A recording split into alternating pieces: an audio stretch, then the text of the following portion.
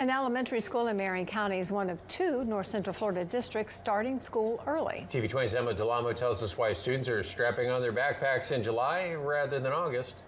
Students here at Wyomina Park Elementary are hitting the books a little earlier next school year, now that the school is enrolled in a year-round schooling program. Governor Ron DeSantis signed the year-round pilot program into law last year. The program was approved for 5 years starting this summer.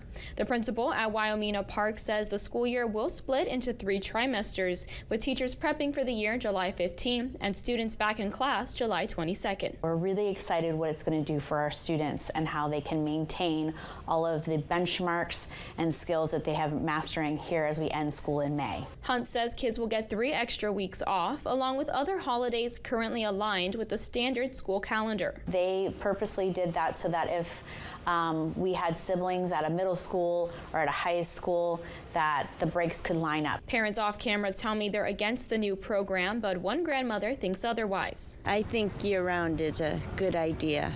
I just think the whole area should do it because it's harder for parents who have split kids going to middle school, and then this is year-round. It makes it tough on them. Wyomina Park was chosen for the program due to low student performance and a previous attempt at year-round schooling in the past.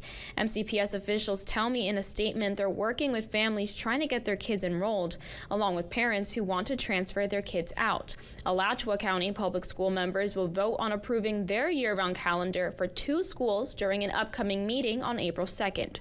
In Ocala, Emma Delamo, TV 20 News.